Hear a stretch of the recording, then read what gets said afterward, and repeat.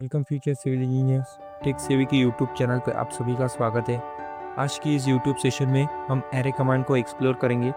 तो चलिए देखते हैं कि एरे कमांड को ऑटोकैड में कैसे यूज़ करते हैं। बट उससे पहले मैं आपको बेसिक इन्फॉर्मेशन बता देता हूँ कि एरे क्या होता है और एरे को कैसे यूज़ करते हैं। तो जब भी हमें किसी ऑब्जेक्ट को मल्टीपल टाइम्स कॉपी करना हो तब हम एरे कमांड को यूज़ करते हैं। एरे कमांड की यूज़ से हम किसी भी ऑब्जेक्ट को एक पर्टिकुलर पैटर्न में और प्रॉपर स्पेसिंग के साथ हम किसी भी ऑब्जेक्ट को मल्टीपल टाइम्स कॉपी कर सकते हैं। बट हमने कॉपी कमांड भी सीखी है।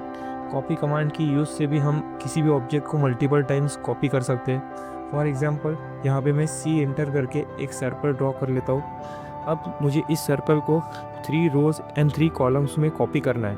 उसके लिए मैं सर्कल को सिलेक्ट करूँगा, CO एंटर दबा के यहाँ पे कॉपी कमांड को एक्टिवेट करके बेस पॉइंट को सिलेक्ट कर लेता हूँ। अब मुझे 3 रोज एंड 3 कॉलम्स में इस सर्कल को कॉपी करना है। उसके लिए मुझे 9 टाइम्स इस सर्कल को कॉपी करना पड़ेगा। तो चलिए अभी 9 टाइम्स इस सर्कल को कॉपी करते हैं और 3 रोज एंड 3 कॉलम्स यहाँ पे ड्रॉ करते हैं। तो देखिए मैंने यहाँ पे 3 रोज एंड 3 कॉलम्स को ड्रॉ किया है, एक रेक्टेंगल पैटर्न में इसे कॉपी किया है। बट देखिए यहाँ पे कहीं भी एक पैटर्न फॉलो नहीं हो रहा है। देखिए यहाँ पे जो फर्स्ट कॉलम है उसमें जो सर्कल है वो एक लाइन में नहीं है, और यहाँ पे देखिए ये दोनों सर्कल के बीच की जो स्पेसिंग है वो कम है, जबकि इन दोनों सर्कल के बीच की स्पेसिंग ज़्यादा है। तो एक प्रॉपर पैटर्न में और प्रॉपर स्पेसिंग के साथ ड्रॉ नहीं हुआ है। तो इसी प्रॉब्लम को सॉल्व करने के लिए हम एरे कमांड का यूज़ करते हैं। अब मैं इसे डिलीट करता हूँ और एरे कमांड को सीखने के लिए REC एंटर करके एक रेक्टेंगल ड्रॉ करता हूँ। 4x4 यूनिट का एक रेक्टेंगल ड्रॉ करता हूँ। इसके डायमेंशन चेक करते हैं। देखिए यहाँ पे 4 यूनिट शो हो रहा है। तो अब एरे कमांड को एक्टिवेट करने के लिए आपको टूल बार में मॉडिफाई पैनल में यहाँ पे एरे मिल जाएगा। अगर मैं इसे क्लिक करता हूँ तो देखिए 3 सब पार्ट्स ओपन हो चुके हैं, rectangle array, path array and polar array. तो आज की इस यूट्यूब वीडियो में हम रेक्टेंगल एरे को डिटेल में एक्सप्लोर करेंगे। आप मॉडिफाई पैनल से भी एरे कमांड को एक्टिवेट कर सकते हैं। यहाँ पे भी तीनों ऑप्शन से अवेलेबल हो जाते हैं, या फिर आप शॉर्टकट कीज़ भी यूज़ कर सकते हैं जो कि है AR एंटर। जैसे ही मैं एरे कमांड को एक्टिवेट करता हूँ तो कमांड सेक्शन में शो हो रहा है सिलेक्ट ऑब्जेक्ट। तो मैं ऑब्जेक्ट को सिलेक्ट करता हूँ और एंटर दबाता हूँ। फिर से देखिए यहाँ पे कमांड सेक्शन में शो हो रहा है कि enter the array type rectangle, path and polar. तो हम इस वीडियो में रेक्टेंगल को एक्सप्लोर करेंगे, इसलिए मैं रेक्टेंगल को सिलेक्ट करता हूँ। तो जैसे ही मैं रेक्टेंगल एरे को सिलेक्ट करता हूँ तो देखिए यहाँ पे टूल बार में बहुत सारे सब पार्ट्स ओपन हो चुके हैं। वैसे ही कमांड सेक्शन में भी associative, base point, count, spacing, column, rows, level and exit, इतने सब पार्ट्स ओपन हो चुके हैं। तो आज की वीडियो में हम 1 बाय 1 सारे कमांड को एक्सप्लोर करेंगे। तो चलिए कॉलम से स्टार्ट करते हैं। आप अपने as per your requirements column को चेंज कर सकते हैं। यहाँ पे मैं 6 एंटर करता हूँ तो देखिए नंबर ऑफ कॉलम्स 6 ड्रॉ हो चुके हैं। उसके बाद स्पेसिंग हम चेंज करते हैं, यहाँ पे 5 एंटर करते हैं। तो मैं आपको बता दूँ जो स्पेसिंग होती है 1 base point two another base point रहती है। तो यहाँ पे ये जो ब्लू कलर से डॉट शो हो रहा है यहाँ पे हमारा बेस पॉइंट है। तो ये बेस पॉइंट से सेकेंड ऑब्जेक्ट के बेस पॉइंट तक जो डिस्टेंस है वो हमने 5 एंटर किया है। तो देखिए यहाँ पे अगर हम काउंट करते हैं तो 5, देन 10, 15, 20 एंड 25। तो फर्स्ट बेस पॉइंट से लास्ट बेस पॉइंट तक का जो डिस्टेंस है वो टोटल डिस्टेंस 25 होना चाहिए। तो देखिए यहाँ पे टोटल डिस्टेंस यहाँ पे 25 शो हो रहा है। अगर आपके पास टोटल डिस्टेंस अवेलेबल है तो आप वो भी डाल सकते हैं। लाइक मैं 35 एंटर करता हूँ तो देखिए जो स्पेसिंग बिटवीन द 2 ऑब्जेक्ट्स है वो 7 अभी हो चुकी है, 7 यूनिट हो चुकी है। उसी तरीके से हम रोज चेंज कर सकते हैं। यहाँ पे मैं 6 एंटर करता हूँ तो देखिए 6 रोज यहाँ पे ड्रॉ हो चुकी है। उसके बाद दोनों के बीच की स्पेसिंग भी हम चेंज कर सकते हैं। मैं यहाँ पे 6.5 एंटर करता हूँ तो जो first 1 base point two another base point जो डिस्टेंस है वो यहाँ पे 6.5 है, देखिए यहाँ पे शो हो रहा है। उसके बाद जो टोटल डिस्टेंस है वो भी हम चेंज कर सकते हैं। लाइक मैं 40 एंटर करता हूँ तो देखिए यहाँ पे जो स्पेसिंग है बिटवीन द 2 ऑब्जेक्ट्स वो 8 हो चुकी है। तो देखिए यहाँ पे 8 मीटर 8 यूनिट शो भी हो रहा है। तो इस तरीके से हम कॉलम और रोज को चेंज कर सकते हैं। चलिए अब नेक्स्ट ऑप्शन को एक्सप्लोर करते हैं जो कि लेवल्स। तो यहाँ पे लेवल्स तो मैं 3 एंटर करता हूँ और देखिए यहाँ पे कोई भी चेंजेस शो नहीं हो रहे। वो इसलिए क्योंकि लेवल्स हम 3D में यूज़ करते। तो यहाँ पे व्यू क्यूब में मैं होम पे क्लिक करता हूँ तो देखिए यहाँ पे अभी 3 लेयर्स आपको शो हो रही होंगी। हम इनके बीच का डिस्टेंस भी चेंज कर सकते हैं। यहाँ पे मैं 10 एंटर करता हूँ तो देखिए यहाँ पे जो दोनों बीच का लेयर है यहाँ पे 10 हो चुका है। उसके बाद हम टोटल डिस्टेंस भी चेंज कर सकते हैं। यहाँ पे मैं 30 एंटर करता हूँ। अब जो टोटल डिस्टेंस है 30 है, 2 लेयर के बीच का डिस्टेंस है वो 15 हो चुका है। इस तरीके से भी आप लेवल्स का यूज़ कर सकते हैं। अब मैं यहाँ पे 1 एंटर करता हूँ लेवल में और टॉप पे चला जाता हूँ। आप शिफ्ट और स्क्रॉल की यूज़ से भी डिफरेंट एंगल 3D में देख सकते हैं। उसके बाद हम एसोसिएटिव का ऑब्जेक्ट कमांड देखते हैं। एसोसिएटिव का वर्क होता है कि किसी भी ऑब्जेक्ट को ग्रुप में रखना। तो अभी मैं एसोसिएटिव को सिलेक्ट करके यहाँ पे क्लोज एरे करता हूँ। उसके बाद REC एंटर करके एक रेक्टेंगल ड्रॉ कर लेता हूँ। उसके बाद रेक्टेंगल को सिलेक्ट करके AR एंटर करके एरे कमांड एक्टिवेट करके रेक्टेंगल को सिलेक्ट करता हूँ। उसके बाद एसोसिएटिव को अनटिक करके यहाँ पे क्लोज एरे करता हूँ। तो देखिए जैसे कि मैंने आपको बताया था कि एसोसिएटिव का काम होता है किसी भी ऑब्जेक्ट को ग्रुप में रखना। अब मैं अगर एक सिंगल ऑब्जेक्ट सिलेक्ट करता हूँ तो देखिए पूरा ऑब्जेक्ट सिलेक्ट हो चुका है और यहाँ से हम इस ऑब्जेक्ट में number of columns, number of rose, levels, उसके बाद और भी ऑप्शंस है वो चेंजेस या फिर एडिट कर सकते हैं। बट जो जहाँ पे हमने एसोसिएटिव को अनटिक किया था, अगर उस ऑब्जेक्ट को सिलेक्ट करते तो देखिए ये इंडिविजुअली सिलेक्ट हो रहे और देखिए सिलेक्ट करने के बाद हम इसे इसमें एडिट नहीं कर सकते। तो ये काम होता है एसोसिएटिव का। एरे कमांड में एसोसिएटिव का यूज़ बहुत ज़्यादा होता है। तो चलिए अभी नेक्स्ट कमांड को देखते हैं। इसे मैं सिलेक्ट करता हूँ और अभी बेस पॉइंट को देखते हैं। आप अपना बेस पॉइंट चेंज कर सकते हैं। देखिए पहले ऑब्जेक्ट का सेंटर पे यहाँ पे बेस पॉइंट था, तो अब हम इसे कॉर्नर पे सिलेक्ट करते हैं। तो देखिए यहाँ पे अभी ये कॉर्नर है जो बेस पॉइंट हो चुका है। मैं फिर से अभी सेंटर को सिलेक्ट करता हूँ। चलिए अभी नेक्स्ट कमांड को एक्सप्लोर करते हैं जो कि है रिप्लेस आइटम। उसके लिए मैं C एंटर करके एक सर्कल ड्रॉ कर लेता हूँ और अब इस ऑब्जेक्ट को सिलेक्ट करके यहाँ पे रिप्लेस आइटम को सिलेक्ट करता हूँ। तो देखिए कमांड सेक्शन में शो हो रहा है कि सिलेक्ट द रिप्लेसमेंट ऑब्जेक्ट। यहाँ पे मैं सर्कल को सिलेक्ट करके एंटर करता हूँ। उसके बाद कमांड सेक्शन में शो हो रहा है कि select the base point of replacement object. तो मैं यहाँ पे सर्कल के सेंटर को बेस पॉइंट सिलेक्ट कर लेता हूँ। उसके बाद कमांड सेक्शन में शो हो रहा है select an item in the array to replace.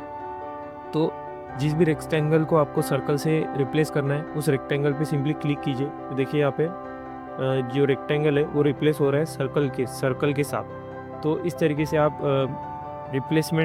Replace item command use कर सकते हैं। अगर आपको ये सर्कल नहीं चाहिए तो आप सिंपली रीसेट एरे पे क्लिक कीजिए। तो जो प्रीवियसली रेक्टेंगल क्रिएट हुए थे वो अभी शो होंगे। उसके बाद हम नेक्स्ट ऑप्शन देखते हैं एडिट सोर्स का।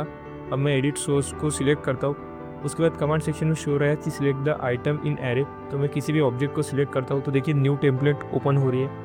उसमें लिखा है the source object of the associative array can be edited while in an array editing state. Enter the array close to exit the array editing state. इसका मतलब ये होता है कि आपको जो भी एडिटिंग करनी है वो आप कीजिए, उसके बाद क्लोज कीजिए, तभी वो सक्सेस होगा एडिटिंग। जैसे मैं ओके करता हूँ।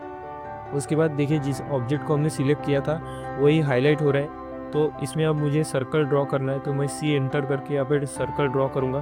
तो देखिए मैंने सिर्फ एक ऑब्जेक्ट में सर्कल ड्रॉ किया तो ऑटोमेटिकली जितने भी ऑब्जेक्ट थे उन सारे इसमें सर्कल ड्रॉ हो चुका है। फिर से अगर मुझे रेक्टेंगल ड्रॉ करना है तो मैं यहाँ पे रेक्टेंगल ड्रॉ कर सकता हूँ। तो देखिए यहाँ पे सारे यहाँ पे रेक्टेंगल ड्रॉ हो चुके हैं। उसके बाद यहाँ पे कॉर्नर पे सेव चेंजेस को सिलेक्ट करता हूँ। तो देखिए यहाँ पे इस तरीके से भी आप एडिट सोर्स का ऑप्शन करके यूज़ करके आप एडिटिंग कर सकते हैं। अब इसे मैं डिलीट करता हूँ। चलिए अभी नेक्स्ट कमांड को एक्सप्लोर करते हैं। उसके लिए मैं REC एंटर करके एक रेक्टेंगल ड्रॉ कर लेता हूँ। उसको सिलेक्ट करता हूँ। AR एंटर करके एरे कमांड को एक्टिवेट करके रेक्टेंगल को सिलेक्ट करता हूँ। तो देखिए यहाँ पे रो पे क्लिक करता हूँ तो इंक्रीमेंट का ऑप्शन शो हो रहा है। तो यहाँ पे मैं इंक्रीमेंट 1 एंटर करता हूँ। उसके बाद 3D में जाता हूँ। तो देखिए यहाँ पे जो इंक्रीमेंट है वो यहाँ पे शो हो रहा है। जब भी हम किसी भी स्टेडियम की चेयर को डिज़ाइन करते हैं या फिर सिनेमा थिएटर की चेयर को डिज़ाइन करना होता है तब हम इंक्रीमेंट का यूज़ करते हैं, क्योंकि सिनेमा थिएटर में जो चेयर रहती है वो एक के ऊपर एक ऐसे इंक्रीमेंट में डिज़ाइन किए जाते हैं। तो देखिए अभी मैं इंक्रीमेंट में 0 एंटर करता हूँ तो सारे ऑब्जेक्ट एक लेवल पे आ जाएंगे देखिए यहाँ पे। और अब मैं इंक्रीमेंट में 2 एंटर करता हूँ तो देखिए यहाँ पे जो दो ऑब्जेक्ट के बीच का वर्टिकल डिस्टेंस है वो यहाँ पे 2 यूनिट शो हो रहा है। तो इस तरीके से हम इंक्रीमेंट का यूज़ कर सकते हैं। अभी मैं यहाँ पे 0 करता हूँ और शिफ्ट और माउस स्क्रॉल की बटन से मैं अभी टॉप पे आ जाता हूँ। तो इस तरीके से आप इंक्रीमेंट का यूज़ कर सकते हैं। उसके बाद मैं फिर से इस ऑब्जेक्ट को सिलेक्ट करता हूँ, तो देखिए जहाँ जैसे हमने कॉलम और रोज़ को यहाँ से चेंज किया था टूल बार में से, तो आप इस एरो को सिलेक्ट करके भी कॉलम्स या फिर रोज़ को चेंज कर सकते हैं। मैं जैसे जैसे अपना माउस मूव करता हूँ, कर्सर मूव करता हूँ, तो देखिए यहाँ पे नंबर ऑफ़ कॉलम्स इंक्रीज़ हो रहे हैं, आप कम भी कर सकते हैं इस तरीके से। उसके बाद रोज़ को भी आप चेंज कर सकते हैं।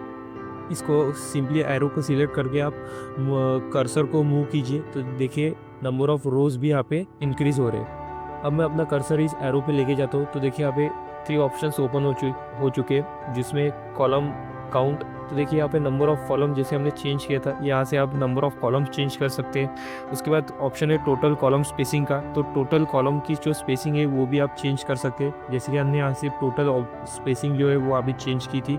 उसके बाद एक्सिस एंगल को भी चेंज कर सकते हैं। मैं एक्सिस एंगल को सिलेक्ट करता हूँ, तो देखिए आप अपना कॉलम जो है वो किसी भी एंगल पे टिल्ट कर सकते हैं इस तरीके से। तो अभी मैं कंट्रोल Z करके अंडू करता हूँ, फिर से ऑब्जेक्ट को सिलेक्ट करता हूँ और यहाँ पे रो को भी आप सेम चेंज कर सकते हैं, रो काउंट, उसके बाद टोटल रो स्पेसिंग और एक्सिस एंगल यहाँ से चेंज कर सकते हैं। इसको अभी मैं डिलीट करता हूँ। अभी हम नेक्स्ट ऑप्शन को एक्सप्लोर करते हैं। उसके लिए REC एंटर करके रेक्टेंगल ड्रॉ कर लेता हूँ और उसको सिलेक्ट करके एरे कमांड को एक्टिवेट करके रेक्टेंगल को सिलेक्ट करता हूँ। तो देखिए जैसे कि हमने यहाँ पे कॉलम, रोज, लेवल्स, एसोसिएटिव बेस पॉइंट देखा था, तो उसी तरीके से कमांड सेक्शन में भी ये सारे ऑप्शंस आपको अवेलेबल मिल जाते हैं। तो चलिए दोनों ऑप्शन सेम ही है, पर मैं आपको कमांड सेक्शन से भी यूज़ करके दिखाता हूँ। अब मैं एसोसिएटिव को सिलेक्ट करता हूँ, तो देखिए यहाँ पे क्रिएट एसोसिएटिव एरे, यस और नो। अगर मैं यस करता हूँ तो सारा ऑब्जेक्ट जो है वो एज ए ग्रुप करके बिहेव करेगा, वर्क करेगा, तो मैं यहाँ पे यस करता हूँ। उसके बाद बेस पॉइंट, हम यहाँ से बेस पॉइंट को चेंज कर सकते हैं। अगर मैं यहाँ पे सिलेक्ट करता हूँ तो देखिए ये अभी हमारा बेस पॉइंट हो चुका है। उसके बाद काउंट को सिलेक्ट करता हूँ, तो देखिए enter the number of columns, तो यहाँ पे मैं 5 एंटर करता हूँ। उसके बाद एंटर द नंबर ऑफ रोज पूछ रहे हैं, तो यहाँ पे मैं 6 एंटर करता हूँ। उसके बाद स्पेसिंग को सिलेक्ट करता हूँ, तो देखिए specify the distance between the column, तो यहाँ पे मैं 60 एंटर करता हूँ। उसके बाद specify the distance between the rows पूछ रहा है, तो यहाँ पे मैं फिर से 60 एंटर करता हूँ। उसके बाद कॉलम को सिलेक्ट करता हूँ, तो देखिए फिर से यहाँ पे पूछ रहा है enter the number of columns, तो 6 एंटर करता हूँ और specify the distance between the columns, यहाँ पे 60 एंटर करता हूँ। उसके बाद फिर से रोज़ में भी वही पूछते हैं, enter the number of rows and the spacing between the rows. उसके बाद लेवल्स, जो हमने यहाँ पे लेवल्स देखे थे, यहाँ पे भी हम लेवल्स पुट कर सकते हैं। इसको मैं सिलेक्ट करता हूँ, तो देखिए enter the number of levels, यहाँ पे मैं 3 एंटर करता हूँ। उसके बाद specify the distance between the levels को भी हम 5 एंटर करते हैं, तो आप लेवल्स को भी चेक कर सकते हैं। और यहाँ पे मैं एग्जिट का ऑप्शन है, एग्जिट को सिलेक्ट करता हूँ, तो आप कमांड सेक्शन से बाहर आ चुके हैं। ये माउस और स्क्रॉल की यूज़ से मैं अभी 3D में जाता हूँ, तो देखिए हमने 3 एंटर किया था लेवल्स, यहाँ पे 3 लेवल्स शो है। तो इस तरीके से आप कमांड सेक्शन की यूज़ से भी आप एरे को यूज़ कर सकते हैं। आई होप कि आपको एरे कमांड पूरी तरीके से समझ में आ गई होंगी। इसे ऐसे ही यूज़ कीजिए, प्रैक्टिस कीजिए इसकी, और अगर आपको कोई डाउट आता है तो आप कमेंट सेक्शन में ज़रूर बताएं।